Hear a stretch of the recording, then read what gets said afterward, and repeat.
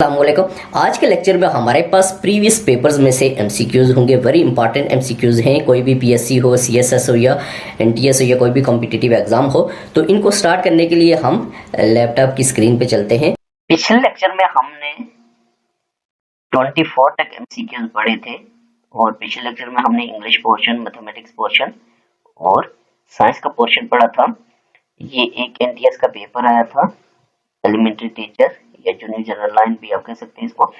तो आज के लेक्चर में हमारे पास इसका पेडागोजी का पोर्शन होगा, वेरी इंपॉर्टेंट है। कोई भी कॉम्पिटिटिव एग्जाम हो तो प्रीवियस लेक्चर जो है उनके लिंक्स जो है इस लेक्चर के डिस्क्रिप्शन में मौजूद है। अगर उनको आप देखना चाहते हैं तो डिस्क्रिप्शन में लिंक को ओपन करें तो उनको आप सुन सकते हैं। तो पहला एमसीक्यूज है, इसमें कहता है which of the following is the first step in test items construction. तो टेस्ट आइटम कंस्ट्रक्शन में पहला स्टेप जो होता है वो कौन सा होता है? तो ये आपके पास डेवलपिंग का टेस्ट प्लान डेवलप करना। नेक्स्ट आपके पास है 26, which of the following is not a method of measurement. कहता है कि इनमें से कौन सा जो है वो मेथड ऑफ मेजरमेंट नहीं है।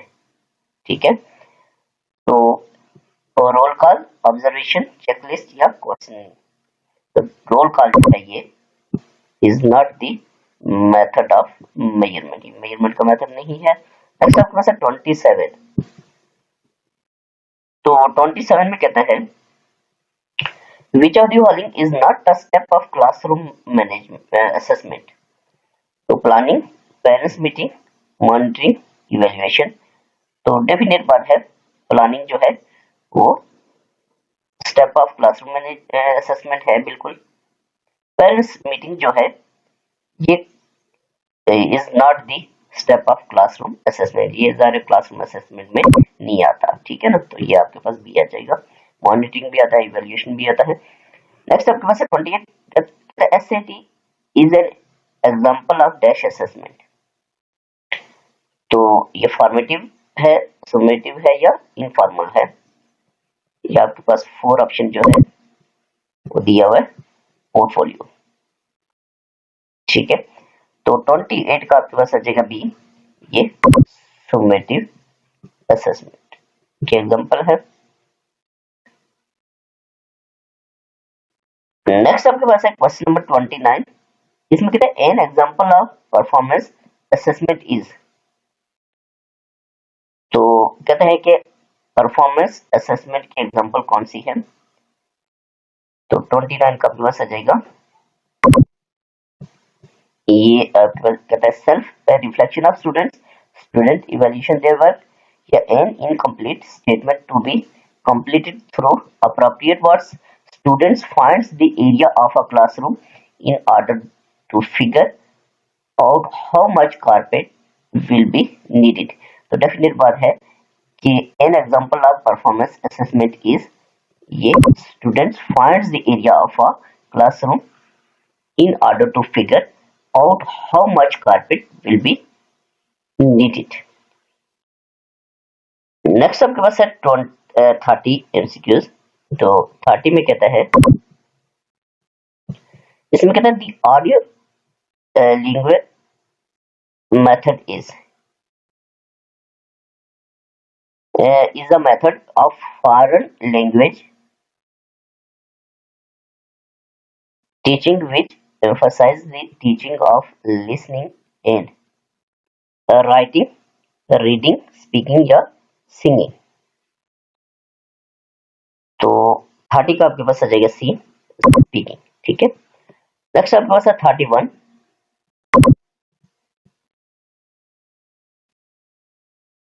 31 में कहता है which of the following is a merit of structural approach।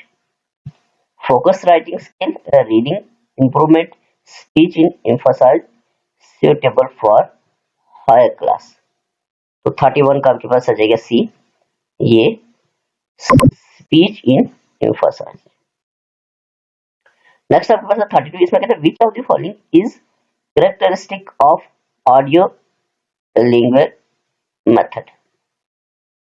तो drill are not used to teach structural patterns, vocabulary is taught context set phases are conceptually understood या grammatical explanations are kept to a maximum.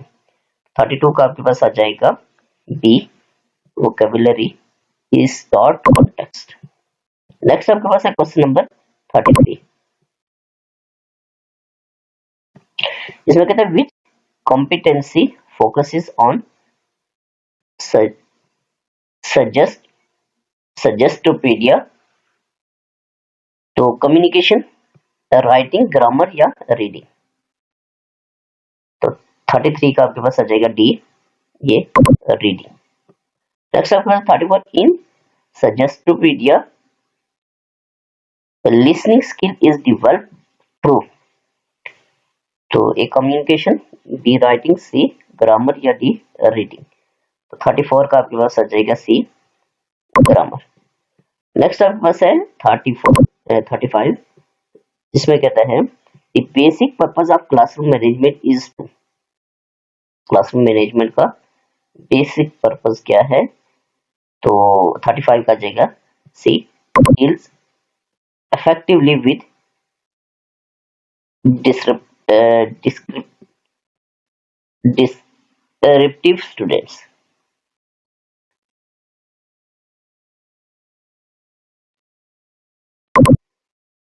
$35 का आपके पास आ जाएगा. इस 35 में क्या कहते हैं, 35 को देखेंगे. इसमें कहता है the basic purpose of classroom management is to, तो 35 का आपके पास आ जाएगा ये C deals effectively with descriptive students. ये deals effectively with descriptive students. Next आपके पास है 36. इसमें कहता है teaching skills are always helpful for. Teaching skill जो है वो ऑलवेज हेल्पफुल होगी किसके लिए, तो 36 का आपके पास आ जाएगा सी, ये क्लासरूम टेस्ट के लिए. नेक्स्ट आपके पास है 37. इसमें कहता है item the innovation teaching strategy from the following strategies, तो ये जिक्सा, लेक्चर, डिस्कशन या डिफरेंशिएशन. 37 का आपके पास आ जाएगा ए जिक्सा. नेक्स्ट आपके पास है 38. विच of the following is not a classroom teaching strategy, जैसे कौन सी क्लासरूम टीचिंग स्ट्रेटेजी नहीं है, तो ये आपके पास आ जाएगा पी ट्रिप्स. नेक्स्ट आपके पास है 39. तो 39 में कहता है which of the following is included in teaching skills, तो क्या इंक्लूड है टीचिंग स्किल में, तो ये आपके पास ZPD. ठीक है. नेक्स्ट आपके पास 40. The ability to adopt to the new situation of solving problem is called, तो 40 का आ जाएगा सी मेमोरी. नेक्स्ट आपके पास है 41.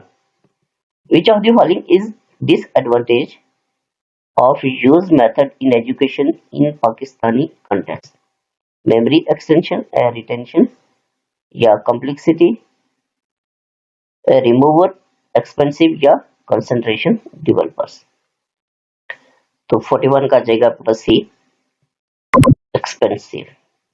नेक्स्ट आपके पास 42. विच of the following is not a component of any lesson plan, तो 42 का जाएगा सी ड्रेस कोड. नेक्स्ट आपके पास है 43. इसमें कहता है which of the following is more logically sequence of lesson implementation,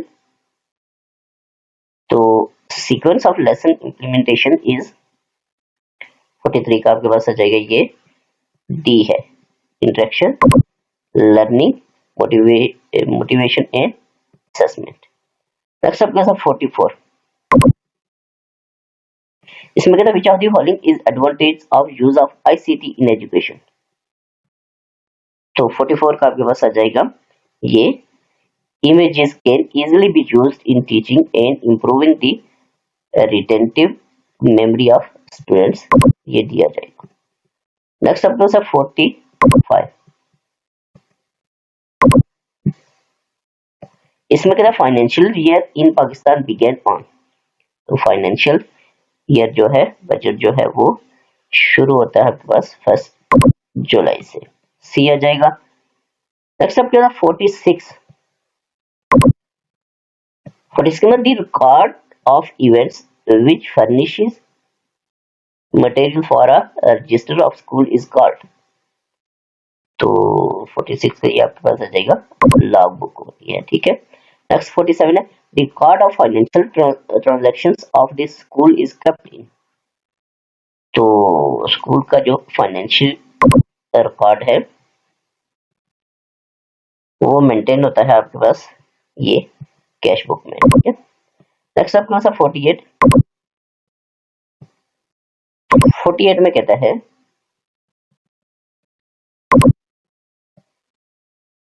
इसमें कहता है the record of official life of any employee is stated in, तो 48 का जाएगा ये उसकी सर्विस बुक में होता है, कोई भी एम्प्लॉय है उसकी सर्विस बुक होती है, उसमें होता है रिकॉर्ड। नेक्स्ट आपके पास है इन pupils attendance register which order the names of students should be preferably followed, तो 49 का आपके पास आ जाएगा सी, ये एडमिशन ऑर्डर। नेक्स्ट 50 है, इसमें कहता है health of the human being is strongly connected with physical activities, therefore sports are the essential part of home activities, school curriculum, district management या provincial politics, तो 50 का आपके पास आ जाएगा P school curriculum।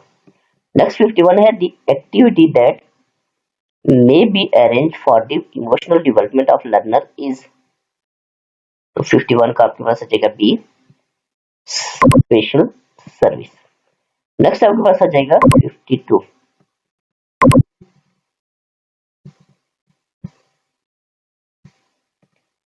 तो 50 में कहता है in organisation of co-curricular activity the role of the teacher should be of leader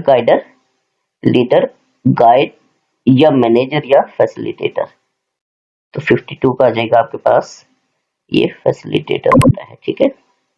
next 53 है the instructional material more desirable of EC classroom is, तो 53 का आ जाएगा आपके पास ये ऑडियो विजुअल एड्स, इसी क्लासरूम के लिए जरूरी है। नेक्स्ट आपके पास 54, इसमें कहता है modern approach of learning suggest that school should promote, तो ये आपके पास कोऑपरेशन से होता है। नेक्स्ट आपके पास है 55 which is the best time to tell student about the rules and consequences for better classroom management, तो ये 55 का आपके पास आ जाएगा C as and when required, ठीक है। नेक्स्ट आपके पास है 56, इसमें कहता है which one of the following is the most appropriation style for classroom management and most closely corresponds to the appropriate student behavior, तो 56 का जगह B authoritative style। नेक्स्ट आपके पास 57 which of the following is the best strategy to manage disruptive behavior more effectively in class, तो 57 का जाएगा आपके पास ये आपके पास इंडिविजुअल कांटेक्ट सी आ जाएगा। नेक्स्ट आपके पास 58, इसमें कहता है which one of the following sets of reflects more appropriate students behavior as a outcomes of the better classroom management, तो 58 का आ जाएगा A attentive, focus in organized order. The pin drop silence is the dash notion for better classroom management. तो 59 का आपके पास आ जाएगा सी traditional, ठीक है। नेक्स्ट आपके पास 60 में कहते हैं co-curricular activities are part of schooling or collegiate life but fall outside of, तो ये आपके पास रेगुलर करिकुलम है। नेक्स्ट आपके पास 61, इसमें कहता है the theme of all roundness of modern education can not be achieve without, तो ये आपके पास डी आ जाएगा सोशल एक्टिविटीज। नेक्स्ट आपके पास है 62, इसमें कहता है for enhancement of social skills teacher may arrange which of the following activity, तो 62 का आपके पास आ जाएगा डी, ये कम्युनिटी वर्क। नेक्स्ट आपके पास है 63 में कहता है aesthetic development of the learners to better achieve in, तो 63 का आपके पास आ जाएगा ए थिएटर। नेक्स्ट आपके पास 64, the hidden motive behind co-curricular activities is to develop, तो 64 का आ जाएगा ए सेल्फ कॉन्फिडेंस। नेक्स्ट आपके पास है 65 में कहता है co-curricular and extracurricular activities help students learn dash aspect of discipline, तो 65 का हो जाएगा बी इंटीग्रेटेड। नेक्स्ट आपके पास है 66, the dash is an example of extracurricular activity, तो 66 का आ जाएगा बी एथलेटिक्स। नेक्स्ट आपके पास है 67, इसमें कहता है which of the following is not a co-curricular activity, इनमें से कौन सी को-करिकुलर एक्टिविटी नहीं है, तो ये आपके पास पेरेंट्स टीचर मीटिंग जो है ये को-करिकुलर एक्टिविटी नहीं है, बाकी तमाम है। नेक्स्ट आपके पास है 68, इसमें कहता है which of the following is a co-curricular activity in school, इनमें से कौन सी जो है वो को-करिकुलर एक्टिविटी है स्कूल में, तो ये आपके पास मॉर्निंग असेंबली जो है ये को-करिकुलर एक्टिविटी है इन स्कूल। नेक्स्ट आपके पास है 69, तो 69 में क्या कहता है इसको देखेंगे, example of an academic co-curricular activity is, तो 69 का आपके पास आ जाएगा ये है आपके पास पोएम कंपटीशन। नेक्स्ट आपके पास है 70 से जनरल नॉलेज स्टार्ट हो जाता है, तो आज के लेक्चर में हमारे पास 69 तक की एमसीक्यूज है, वेरी इंपॉर्टेंट एमसीक्यूज है, तो नेक्स्ट 70 से ऑनवर्ड एमसीक्यूज होंगे। तो पिछले लेक्चर अगर आपने सुनने हैं तो इस लेक्चर के डिस्क्रिप्शन में उनके लिंक्स पड़े हुए हैं, उनको आप सुन सकते हैं।